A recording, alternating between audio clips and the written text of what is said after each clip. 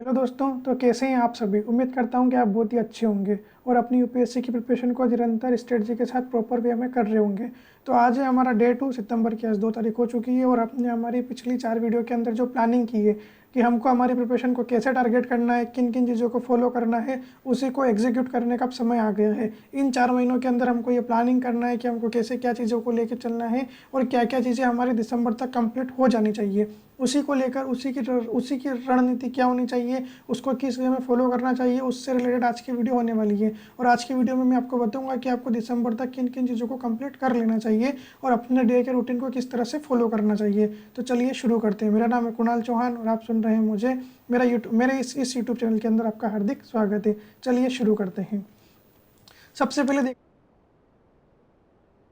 First आपको ये काम करना है कि आपके कौन से सब्जेक्ट है, आप उनको कौन से सब्जेक्ट आपने कंप्लीट कर लिया, आप उनको लिस्ट कीजिए। अगर आपने बेसिक सब्जेक्ट, जिनको मैं बेसिक सब्जेक्ट का नाम देता हूँ, अगर ये कंप्लीट कर लिया तो बहुत अच्छा, और नहीं किया तो आप सबसे पहले इनको कंप्लीट कीजिए। बेसिक सब्जेक्ट में क्या होगा, तो बेसिक सब्जेक्ट में सबसे पहले आपका हिस्ट्री होगा, फिर उसके बाद क्या होगा, उसके बाद आपका पॉलिटी होगा, पॉलिटी के बाद क्या होगा, आपका ज्योग्राफी होगा, और ज्योग्राफी के बाद क्या होगा, आपका इकोनॉमी होगा।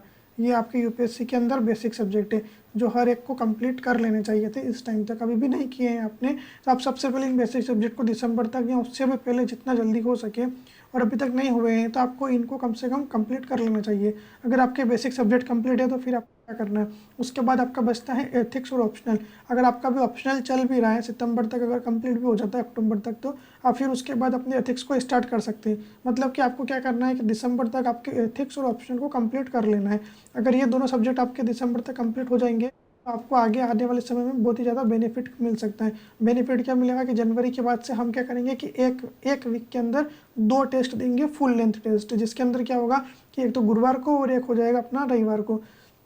मतलब कि गुरुवार को और रविवार के दिन हमको हमको ये टारगेट करना है कि हम पूरे पूरे फुल लेंथ टेस्ट को 3 घंटे में लिखने का ट्राई करें, ताकि हम जितना लिखने का ट्राई करेंगे उतना ही हमारे लिए बेटर होगा और हमारी एक प्रिपरेशन एक स्टैटिक वे में सही साथ चलती हुई रहेगी, जो हमको आगे अपने मेंस के अंदर डेफिनेटली बेनिफिट करेगी।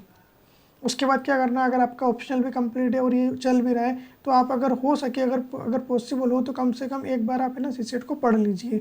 अगर आपने दिसंबर तक एक एक बार सीसेट को पढ़ लिया, ज़्यादा नहीं, अगर आप 2 दिन में एक वीडियो भी देख लेंगे तो डेफिनेटली 4 महीने में आप सीसेट को कंप्लीट कर लेंगे। आपको टारगेट करना है कि सबसे पहले टॉपिक वाइज पढ़ना है, जिस टॉपिक का जितना ज़्यादा वेटेज है आप उसको कवर करते हुए चलिए। तो डेफिनेटली अगर आप ऐसा कर लेते हैं तो आपको सीसेट में एक अच्छा बेनिफिट मिलेगा। एक अच्छा दिसंबर के बाद से आपको टेंशन नहीं होगी, आपको खाली अपने आप को इम्प्रूव करना होगा। अगर पॉसिबल हो तो आप इसको भी मुझे कंप्लीट है और आप एथिक्स पढ़ रहे हैं तो कम से कम एक क्लास एथिक्स की कर ही सकते हैं। 2 दिन में, एक दिन तो आपको टाइम मैनेज में हो ही जाएगा आराम से। उसके बाद क्या करना है, जैसा कि मैंने आपको अपने स्ट्रेटजी में बताया था कि आपको पीवाईक्यू करने हैं प्रीलिम्स के डेली 1 घंटा। अभी क्या करना है, स्टार्टिंग फेज में आपको डेली 1 घंटा किसको देना है, प्रीलिम्स के पीवाईक्यू को देना है। टॉपिक वाइज सब्जेक्ट को लेते हुए चलना है। अगर आप अभी स्टार्टिंग में, आज से मान लो आपने कल से स्टार्ट कर दिया होगा किसी भी सब्जेक्ट को, बेसिक सब्जेक्ट को, जैसे कि हिस्ट्री, पॉलिटी, इकोनॉमी और ज्योग्राफी, मैंने इन 4 सब्जेक्ट को बताया था जो अपने बेसिक थे। इनके पीवाईक्यू आप 1-1 घंटा डेली बेसिस पे देखिए, उसमें क्या आ रहा है, क्या इंप्रूव कर सकते हैं, आप क्वेश्चन आ रहा है या नहीं आ रहा है, क्वेश्चन को किस प्रकार से घुमाया जा रहा है, क्वेश्चन कैसे पूछ सकती है यूपीएससी, उसके ऊपर विचार विमर्श कीजिए और कम से कम 1 घंटा दीजिए। अपनी स्पीड को बढ़ाइए, इसको आपको डेफिनेटली आपको बेनिफिट करेगा आने वाले समय में। उसके बाद क्या कर सकते हैं, अगर आपके मेंस के बेसिक सब्जेक्ट कंप्लीट है और आप एडवांस सब्जेक्ट पढ़ रहे हैं, जो कि मेनली पोर्शन किसका होता है, ऑप्शनल मेंस का होता है, जैसे कि क्या क्या हो गया, वर्ल्ड हिस्ट्री हो गया, अगर सोसाइटी हो गया, देखा जाए तो गवर्नेंस हो गया, इंटरनल सिक्योरिटी हो गया, उसके बाद आईआर मेंस में भी आता है, प्रीलिम्स में भी आता है, और उसके बाद देखा जाए तो डिजास्टर मैनेजमेंट हो गया और साइंस एंड टेक हो गया। अक्सर देखा जाता है कि ये जो सब्जेक्ट होते हैं वो मोस्टली मेंस में आते हैं। अगर आपके बेसिक सब्जेक्ट कंप्लीट हो तो आप अभी से इन सब्जेक्ट को पढ़ना स्टार्ट कर दीजिए और इनको दिसंबर तक कंप्लीट करने का एक टारगेट बनाइए।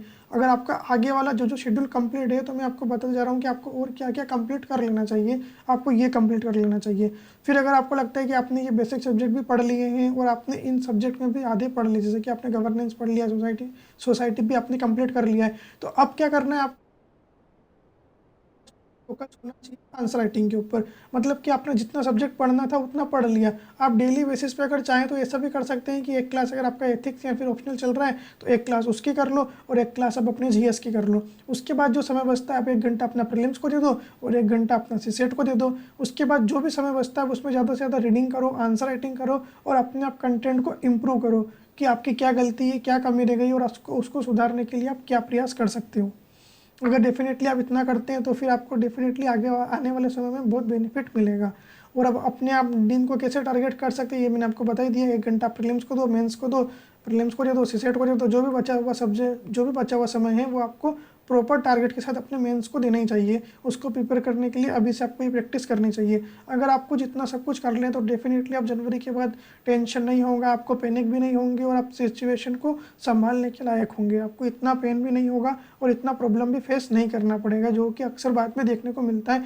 बच्चे कन्फ्यूजन में होते हैं कि उन्होंने नहीं किया है, उनको क्या करना चाहिए, कौन सा सब्जेक्ट पढ़े, किसको बात के लिए छोड़े। ये सब आप नहीं करोगे और अगर अभी से करते हुए चलोगे तो आपको डेफिनेटली बहुत बेनिफिट मिलेगा। Thank you so much. According to मेरे 4 वीडियो के अकॉर्डिंग आपने अपनी स्ट्रेटजी बना ली होगी और आप अपने रूटीन को फॉलो भी कर रहे होंगे। जैसा कि हमारा सीसेट का टारगेट था कि सीसेट का बेसिक कंप्लीट करें। मैं उम्मीद करता हूँ कि आप अपने पहाड़े को याद कर रहे होंगे।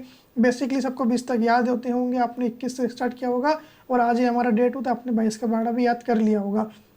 इसी स्ट्रेटजी के साथ अपने अंदर में आपको कुछ कैलकुलेशन के कुछ तरीके, जिसको अगर आप अपने डेली लाइफ में इनरोल करेंगे तो आप डेफिनेटली कैलकुलेशन में फास्ट हो जाएंगे, आपके गणित सरल हो जाएगी और आपको लगने लगेगा कि यार मेरे को लगता था कि जोड़ बाकी मुझे आते हैं, लेकिन मेरे को तो इनको भी मन में करने के अंदर कन्फ्यूज आउट होता है।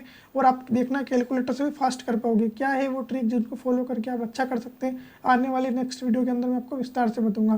Thank you so much. अगर आपको वीडियो अच्छा लगता है तो आप लाइक कर सकते हैं, सब्सक्राइब कर सकते हैं और अपने दोस्तों के साथ इस चैनल को शेयर भी कर सकते हैं। Thank you so much guys. Radhe Radhe. Thank you so much. जय श्री कृष्णा। मिलते हैं अपने नेक्स्ट वीडियो में फिर नए एंथुजियाज्म के साथ। Thank you so much.